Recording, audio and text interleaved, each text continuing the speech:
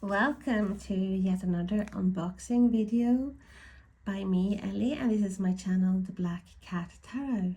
So, grab a drink, get comfy, and let's have a look at this.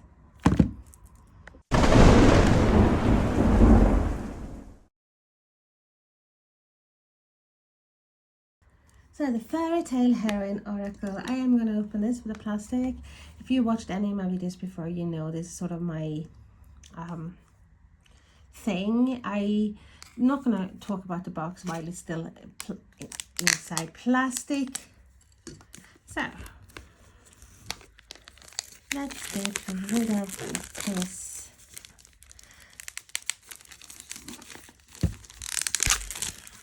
Okay. And this was gifted to me, so I have not had any look-see, but I can tell by the front, the cover here, that this is just up my street. This is me. I love art like this, a bit whimsical. So we have, it's the Fairytale Heroine Oracle by Sharon Blackie, illustrated by Amanda Clark. And it says a 48 card deck and guidebook, and it comes in a magnetic, yes, it's a magnetic case. It is a HayHouse publication, brilliant. And it says fairy tales hold rich, deep lessons that reveal a pathway toward change and living more fully in the world. At the heart is the process of transformation. The archetypal images, characters, and motives in this magical oracle acts as keys to unlock your inner wisdom and offer comfort, guidance, and inspiration at every point of the long, winding journey of life. So, Amanda Clark is a professional artist whose work is deeply inspired by the magical nature and the rich stories hidden within it. And it's her link, her website. And Dr. Sharon Blackie is an award-winning writer, psychologist, and mythologist specializing in the mythic imagination. Beautiful. So you cannot never fault any HayHouse. The boxes, I think they are gorgeous. Look at that. You have inside, when you open up the lid, well, it's not a two-part, it's like one-part box, but look at that. Stories are spells, they change things. Mayday, and the images you encounter in this deck offers sound. Mayday and the images you encounter in this deck offers sound guidance for your heroine's journey. Wow, it's like a little Red Riding Hood there. You do have a ribbon and guidebook, which we're going to have a look at, and we're going to have a look at the card after we look at the box and the guidebook. So yeah, even inside the box here where the cards are, you have an image of the tree, the continuation of the tree. Beautiful. I really like this box. I said they are doing some great decks, HayHouse. So the guidebook is, well, 134 pages, and we have some other things that Sharon Blackie has done. The contents, the cards. Oh, so the cards are actually divided into suits. So you have suit 1, which is tasks, and there are 12 cards. Suit 2, places, and suit 3, guides. And suit 4, tools. 12 cards in each suit. Introduction. They have talking about the fairy tales and how this journey, creating this began. As an ally and guide, how this deck is structured. So it says, it consists of 48 cards. Woohoo! There are 12 cards in 4 different suits: tasks, places, guides, and tools. The 4 suits represent 4 distinct forms of guidance, insight, and inspiration as you embark on your own heroine's journey through life. Suit 1, tasks. The tasks cards represent the tests that are set for the fairy tale heroine so that she can grow and transform and ultimately reach her destination.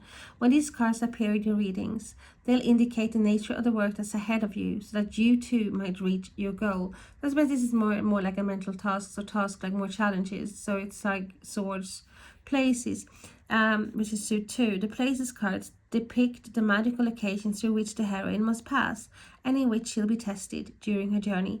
When you pull these cards, they'll indicate the nature of the challenges you face and the qualities of the environment that you're operating in right now. And then you have suit 3, guides. The guides cards characterize the allies and the antagonists that the heroine might encounter along her path. When these cards show up for you, you might ask yourself questions about the kind of guidance you need and set about exploring the qualities of the particular ally who's offering insight and intelligence as you navigate this stage of your journey. Then we have search for tools. The tools cards portray the gifts that will empower the fairy tale heroine to fulfill her destiny. If one of these cards finds its way into your reading, think about the image and the emotions it evokes in you, as well as the ways it can be used or the nature of its medicine. Beautiful. I will try, I have just picked 3 decks, tarot decks that I will see how they pair with this one as well. I haven't really seen the cards, just up front. I have to have a feel of the cards to see what I would compare it with. But if you have this deck and if you pair it with other decks, please let me know. And also let me know if you have a channel, because I would love to have a look. So we have working with the Fairytale Heroine Oracle, introducing yourself to the deck, using the deck for readings. Ways of reading. 1 card pull. So we have a journey spread. And journaling. So it's not like you don't really see like most guidebooks, you have like a little picture of the cards in what positions, but you don't have it here. Dream work, active imagination, write your own fairy tale. And here we have the cards. So looks like we don't have pictures of the cards in color, but we do have a picture of the cards, and they are divided, as said before, into 4 categories. The first one is tasks. So we have the number of the card and the name of the card. So the first one is apprenticeship. It's 48 cards, and then we have about the author and about the artist, an illustrator. So that is the book. Are you ready? Are you ready? Are you ready? And I am very picky. You know, if you have watched enough videos, you know I'm very particular. If I find any sort of mark on the cards, I can literally have a combustion. And that's what it feels like sometimes. I might be too picky. I've always been like that. It's like it's part of being on the spectrum, I suppose, and not diagnosed late. But it's like I always I want the things. I'm very, I look after my stuff, and you know, like and when I was given toys when I was little, they knew me in the shop. They literally told me, because they were so used to me coming by, bringing the toy back, finding a little fault or whatever with the toy, and saying like, hey, you know, I don't want this, it's broken, look, oh, look, it's only got 4 strands of hair in that little hole there, like for the doll, you know. There's like less than the other ones. So, you know, and then eventually told my mom and said, well, I'll send her back to the store, let her pick one that she likes. So they were very, you know, I sound like a lunatic, don't I?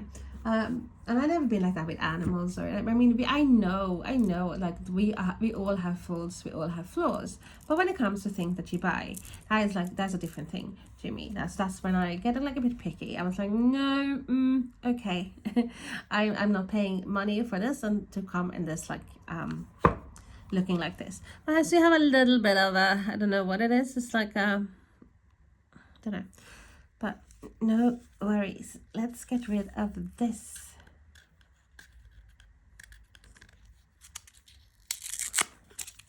And you also know this, like, this is like manna from heaven for my cat, my oldest cat. It's like, you know, I can't put this in a bin because she's waiting. She's literally waiting for me to throw this on the floor, because she puts it in her, I don't know where she puts it, but she hides it, and then she brings it to the people she loves. She loves me, but I am not. I'm like this. I'm just there. I'm feeding, like, but but special people, special, her betrothed, and the love of her lives. She brings them gifts, and she goes and she picks one up out from her collection. God knows where that collection is. I haven't looked. And she has this little call when she comes running with this in her mouth, so she's like literally telling everyone, look here, I'm coming here bringing gifts. And she drops it in front of the loved one. I am yet to receive any of this, so okay. I just threw it on the floor. Sorry. Okay, there you go. And the back's lovely. I love the green, the dark green, like it's like moss, agate, moss green. Love it. It's not edged, and yeah, I do like the gilded edges. I do love them. They make the deck feel more luxurious.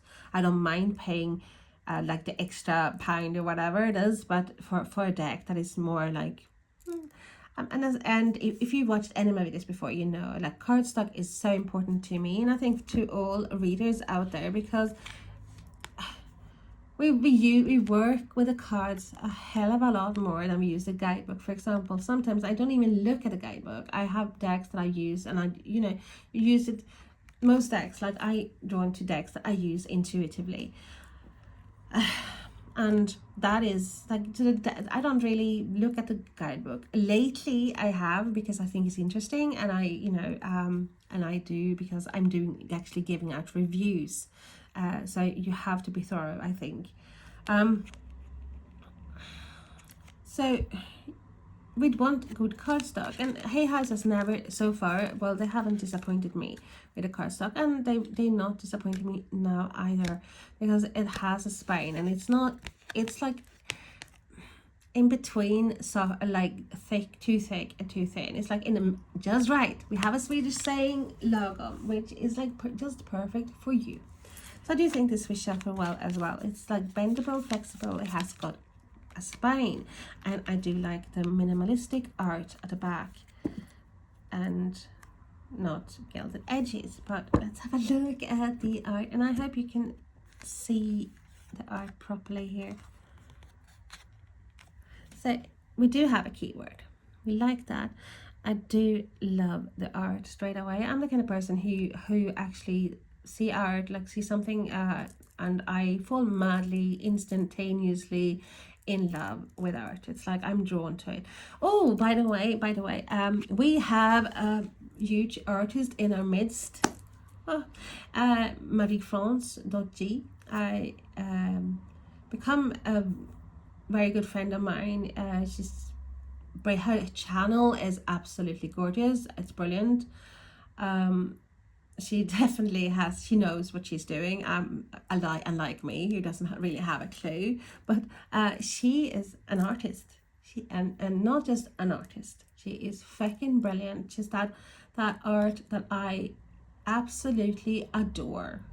So I'm hoping, and maybe you can help me convince her to have a bit of a showcase, maybe I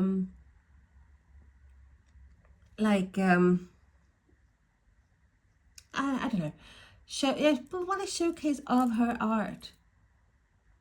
That's like when I used to be a photographer, I was like having now my brain is not working. I'm just all I see is like the art she showed me, and I'm like can't really focus on anything else. But exhibitions, I've had exhibitions with my like photos and stuff like that, and I love that. I definitely think she has the talent, and yes, I do have a knack for picking up good stuff. And I sound like she's bragging. I don't mean to sound like that, but I do. It's like I like food, for example. It's like I can guarantee you that's like, I fall in love with the food, that, oh, this is brilliant, I'm so happy that Sainsbury's got it. It will be sold out after that. It's like, you know, everyone's like, So but I am drawn, and I don't know if you call it talent, I don't know, but it's like, I used to have an artist and model agency. So I had actors, I had photographers, I had makeup artists, I had models, I had everything really there. And it's like, I went with people, it's like, you want that je ne sais quoi, that undefinable thing, that something that is like, have this wow factor, that's like, wow, that is what I was after there, and that is what I'm after now. I want something that is drawing me in, something, it doesn't have to be like picture perfect, but because that's quite boring in my eyes. Like, you want something that is making you feel something, or like, if you're like, someone's got a talent, you know, you just don't, being a photographer, the worst thing is like, you don't want someone who hates being like hate having their photographs taken, who's stiff as a board, for example. It's like that. No, you want something like have this charisma, and if I were to talk about the art in that sense, like that her art has got that wow factor that I'm looking for in everything, literally. So so it wasn't a rant. It's like, just, you know, I get very excited when I find things that I like, and that was like, wow. So please help me try to convince her to show her art a lot more. That's what I would say. So back to the cards. Wow, really, really, really like these images too. Housekeeping. I will pull a card and after a shuffle, and we are going to read from the book itself, and then, as said in the beginning, I will see if this pairs with the decks that I have picked out just from the looking at the box. Don't know, but we'll see.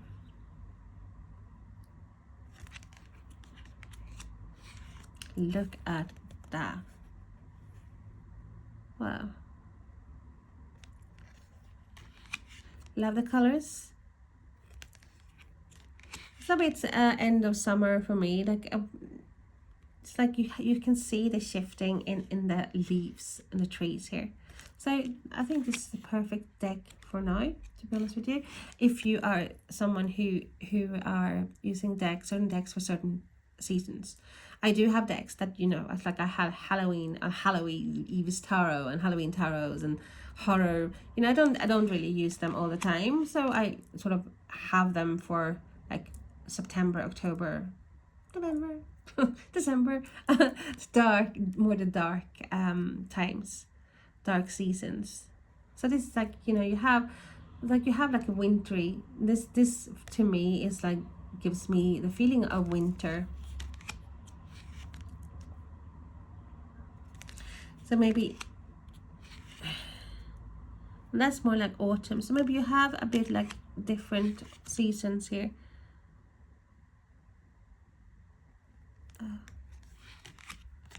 So this, for example, to me is very, very autumnal.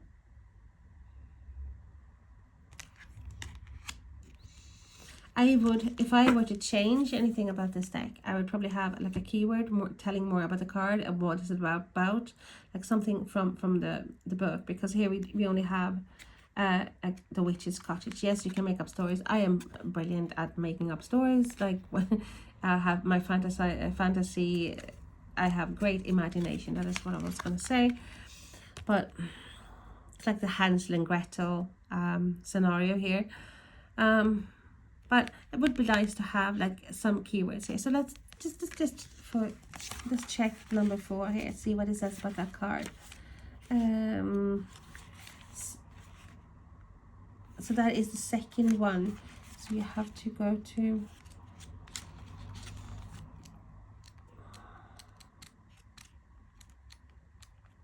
the witch's cottage. It doesn't have that keyword. It said it's a dangerous place. Okay. Tested by the witch, she forced to face her worst fears. Initiation, she'll be forever changed, and she'll be forever stronger. Everything is at stake in stories, for the action takes place inside the witch's cottage, and there's no room for error. Okay. You need someone somehow to win over the witch and make her trust you, so you have a chance to trick her and escape. If you can't, a roasting in the big old oven might be your fate. So, what are the fears that you need to face? Those that lurk inside it, and how you overcome them.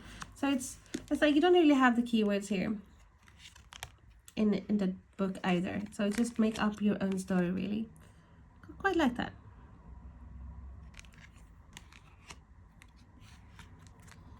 It may be like having something like conquer your fear, or something like that, or face your fears, or like something that because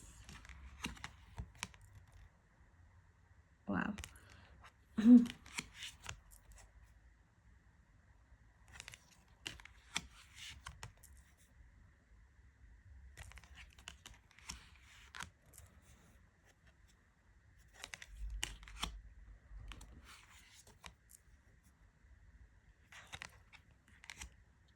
And for some of you, if you can't see, it's not like a big piece of black thing on my nail. It's actually a cat. Yes, it's a bad picture of a cat, but it's cats. So it's not, in case you wondered.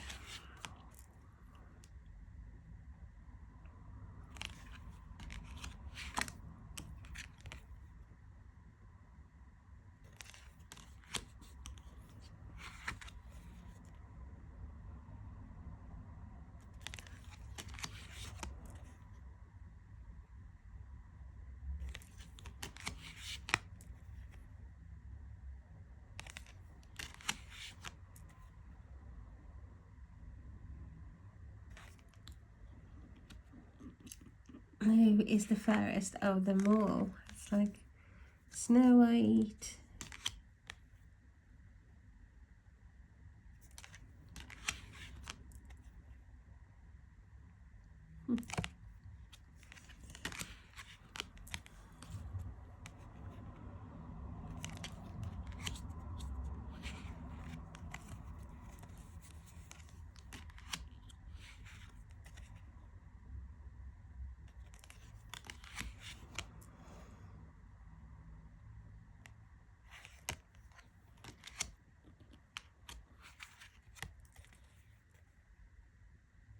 I think I talked enough today to last me probably a week. I should be quiet now.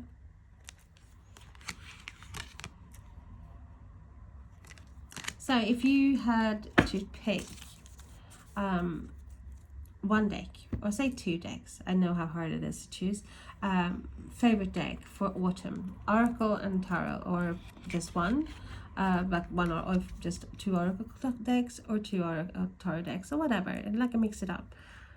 Which one would that be?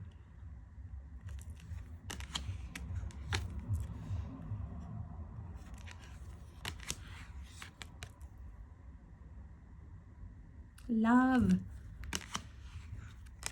So some ways, you know, the art style, not like, it's very reminiscent of Seasons of the Witch, the series. The Oracle decks, more energy like. The art is, of course, it's not the same, but it's just similar, like color wise. Okay, seed. And then we have the key, which is the last one. So let's see if we can shuffle this. I'm not gonna even try shuffle any other way, because this is Oracle decks. I don't really shuffle them. And then this, there we go, the smithy. And that is like, you know, you don't really know what that just belongs to. I would probably change that too, because now I don't think it's like no easy way. You have to literally hope for the best to go to one, and so it wasn't the last one, so then I have to go to the next one. Stepmother, no. And the next one. There we go. So, okay, so we have the, well, places, of course. Duh. It's like my brain is not working. Of course, so this is the places. So this is actually suit 2. So now we know that. Okay. I should have listened to myself when I was talking. As it says, the smithy is the workplace of the powerful and incandescently alive blacksmith, and is the place where the everlasting fire of creation burns. Here, raw and unprepossessing material is softened and molded, and eventually forged into something beautiful, hard, strong, and useful. The blacksmith is the keeper of the fire, the bearer of that creative power. For the fairytale heroine, the smithy is a place of alchemy, one where life-changing transformation occurs. This is the place where she'll be undone, remade, honed, and forged, and she'll emerge from it ready for the challenging path that lies ahead of her. Inside the smithy, apprenticed to the blacksmith and learning to understand his arcane arts and his skillful craft, she'll learn to respect the power of fire. But she'll also learn not to be afraid of it. How does creative fire show up in your life? Do you need to spend some time in the smithy to learn how to harness its power? Okay, shuffle some more, and I'm gonna bring out some tarot decks that I brought to see how they will pair with this deck. Okay, the first one I have is the Enchanted Soul by Yasmin Westwood. And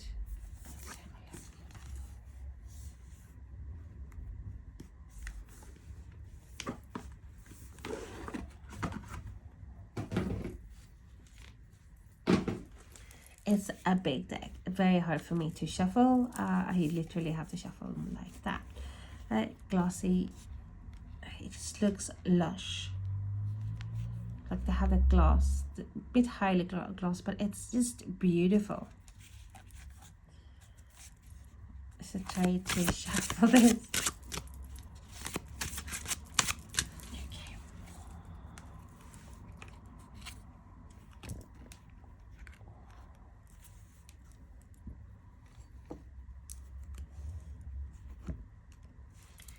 Are we ready?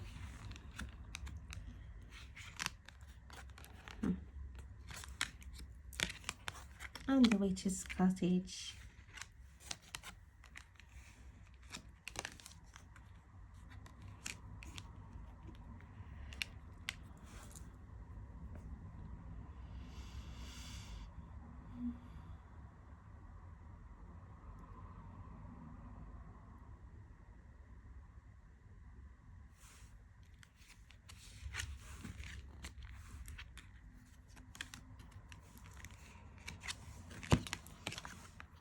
The Well.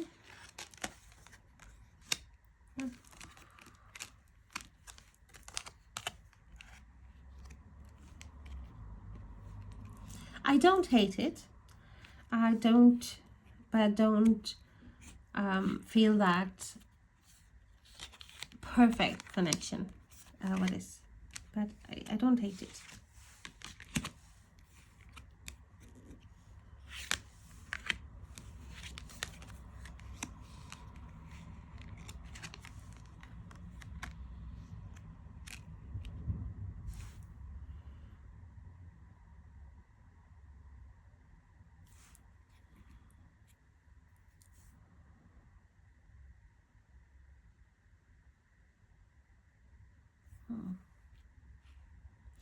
I want to have a look what that means, because I'm trying to combine. So we have first, it must be places, and number 10, and you also have what suited is up there.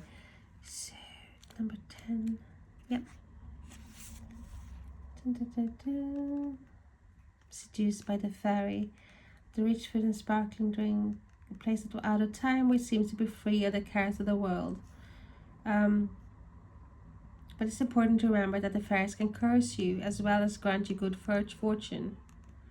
The country of the fairies is a perilous one, and the fairies themselves are unpredictable. The reason why I wanted to do this, because it's like you see the 6 of coins sometimes imbalance.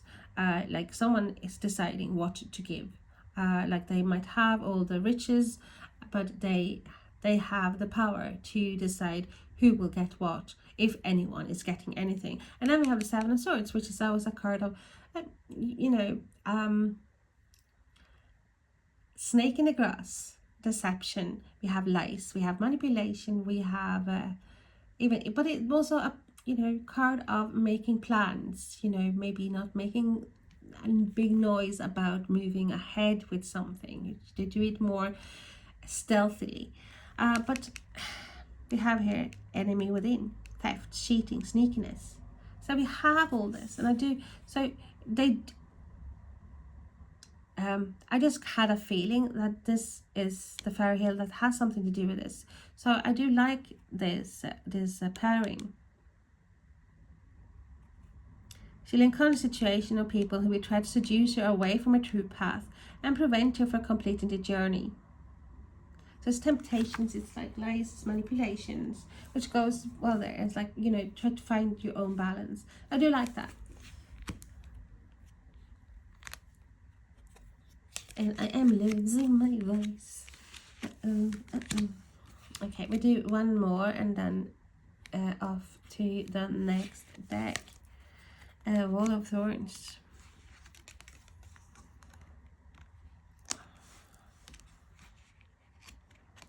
Wow, you see, fire wands, competition, conflict, fights, battle, challenges, strife, disagreement, hassle.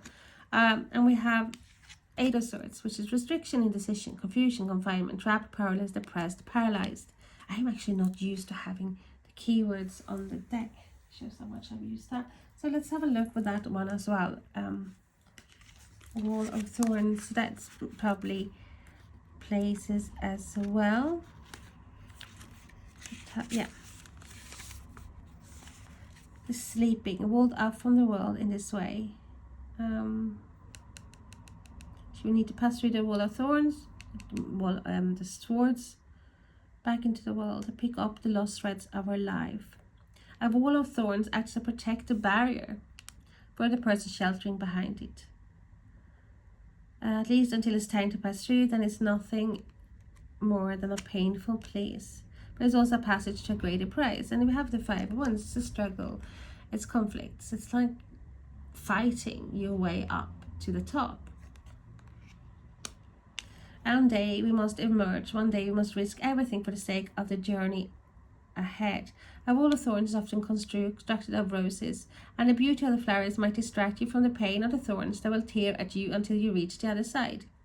Yeah, it's not, doesn't come without scars, like as well, fighting your way to the top, as I said. It isn't until you committed that you realize how hard it's going to be. But once you're through it, you're through it. You emerge from the passage torn and tattered, but stronger than you ever were before. And then the Eight of Swords is going on to the Nine of Swords. So going to that fear as well, like conquering things, nearing the end of a chapter. So yeah, I do like these two in combination. So let's get another deck. Just to find, put that there. And I am going to shuffle this first because we don't want to see the same cards, do we? No. Can I answer for you guys as well? So let's have a check. Okay, that's enough. And I have another deck. We have the Westwood Tarot by Jasmine Westwood as well. Oh, I didn't even think about that, to be honest with you. I'm just... And once again, sweet. Once again, we have the lovely gilded edges and beautiful lush green. So yeah, here combination, the backs, wow. Okay, whether they will be the same wow factor, we don't know. Ooh.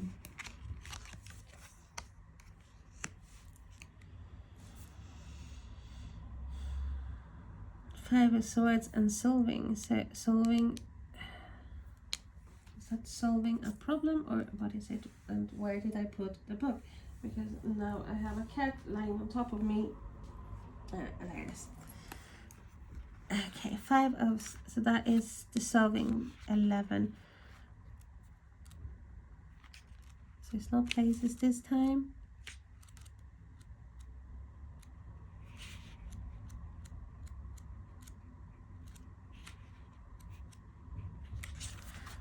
So of course it has to be the first one. Spinning. Solid, yeah. It's a task. Many fairy tale heroines are required to solve a riddle or some similar mystery before they can escape imprisonment, or gain what they might need to move forward in their story. So in Rumpelstiltskin, a young woman must guess the name of the little man who will otherwise take her newborn child as payment for helping her to spin straw into gold. In other fairy tales, it's the heroine who has the riddling ability and uses it to test others. In the Brothers Grimm story The Riddle, for example, a princess declared that she'll marry any man who presents her with a riddle that she cannot solve. Words of power. And that is like 5 of swords. We do have this is words of power. Words of power to lift you up, but it also have the power to destruct, to tear someone down.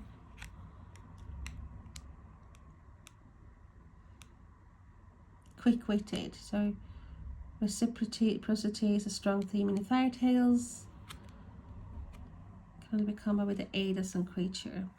So with the 2 pentacles, I'm trying to figure out, like, more like solving. It's like, I feel like, the moving away. Our transition here, like moving away because you solved it. Moving away from unfairness here. And that's something that's been long term. So yeah, I do. It's not maybe the best pairing in the world, but once again, I don't hate it. So we have the 10 of swords and we have the smithy here. After like a destruction here, we have with the 10 of swords, there's like, you cannot get any further down in the abyss than at the 10 of swords. Like you're literally done. But the positive thing about the 10 of swords is that once you're down and down, there's only one way to go, and that's up. And with the smithy, what we read about before is that this is like something that is remolding you, making you into, it's like alchemist, making you into someone new. Because after great mental challenges like this, like the 10 of swords, like an ending, you will not be the same person. And then we have the 10 of pentacles. So 10 of swords and 10 of pentacles. You are changing, you're transforming, but it's something much better. Something that is long term, something that is for you. So yeah, I do like this. Should we do another one? Maybe I shouldn't be talking so much as I'm doing. I apologize for that. Okay, the King's Palace. So places. And we have the 9 of swords. And we have the 9 of pentacles. Wow. Great. So the King's Palace. Now I have to check this. It's good for me because we have all places. We know it's places, so that's number 5. And it popped up. Holding place. It's both a holding place and a place of refuge. It furnishes the fairy tale heroine with a temporary home where she can work and be fed. Here she can disguise herself, take stock of her situation, and plot a way forward.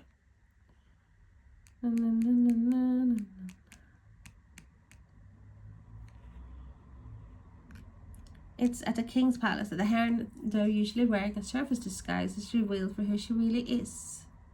This has less to do with the trappings of a former station in life and infinitely more to do with her character and steadfastness. Whatever the nature of her alliance, the heroine is in the King's Palace remains wholly herself. And coming out of something, coming here, like a refuge, like a shelter. Becoming yourself, being happy with yourself, being comfortable in your own skin. Leaving the fear behind because you have a place where you can rest, relax, and find yourself, really. Okay. And we are going to, what I'm doing, I'm gonna check the last deck that I have before this video is getting miles too long. So, where do I put that? So it will not fall down. And this, you know, I did not think at all, but we have yet another Yasmin Westwood deck. Oh, Jesus, what I was thinking about was the art here, and we have the same here. Woohoo! So that is like, hello, where are your gilded edges?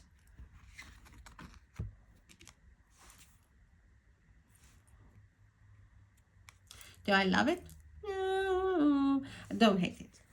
That's my favorite word. I don't hate it. Oh no, we have to do this. We have to shuffle because we don't want the same cards. And now, what surprised me, the spirit would give me the same cards, even though, oh, no. So Ace of Swords and the Hearth. Wow. And the Six of Swords. Yes. Like that. Like the colors. Like, this is like possibly that here I have that little buzz inside of me. It's like, oh, I'm getting excited here now. It's because of, I do feel the same energy coming towards me. Doesn't mean that necessarily that it's gonna be the same, we get a good message, but I believe you can get a good message even if I were to take 3 oracle cards, oracle decks, different ones, and I ask Spirit of a message. I will make a message out of the cards that I pull, whether they have the same colors or not. And normally they have like something in common. So we have the Hearth. So is that places? It must be places. Number 11. Hearth, yes. Symbolic center of the house, the castle. Warmth and light, sense of safety and home, nourishing food and protection. The heart of domestic life, but also the place where the sacred fire burns and where dreams might be created from the ashes. So I like that it's this safety and home, because Six of Swords is about a journey, a transition, moving away from rough waters, choppy waters here, to a place, a safe haven, a place where you feel safe, secure. In Cinderella, to tend the hearth and keep the home fire burning, in spite of the difficulties that she faces, and in spite of the ashes that cover from head to toe. The hearth is a safe place. Here at the hearth, she gathers her strength, does the necessary work, watches carefully, and finally staring directly into the fire flame, the longing of her longing, dreams into being a way forward. And here we have the Ace of Swords. Being that clarity, getting that clarity, a move forward. This is like a new start, a new beginning. It's cutting through the difficulty, the ties that binds really. Do you like? Why didn't I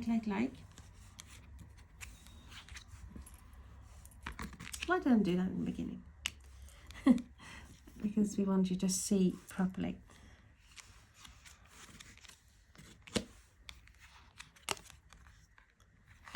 What did I just say to you? I said, I feel like the spirit to give me the same card again. And here we go. They do. So, of course, I'm going to... We're 8 of Wands and Queen of Pentacles.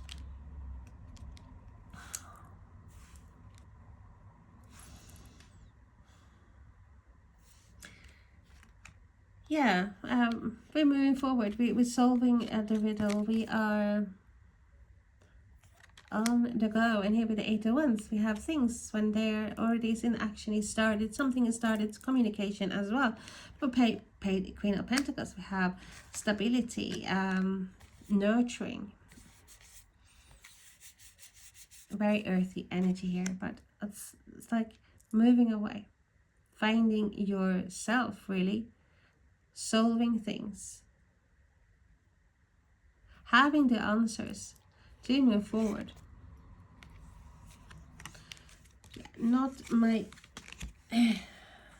same as like the first time, but as I said, I knew they were gonna do this. But and the Ace of Wands, a new beginning. You're creating something new in the smithy, and love the colors here.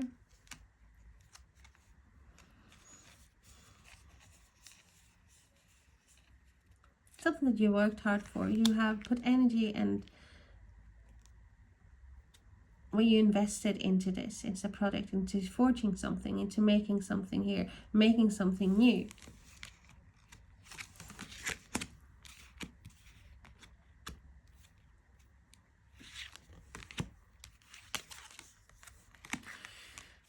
And King's Palace, and we have the King of Wands, and we have the Perspective, which is the Hanged Man.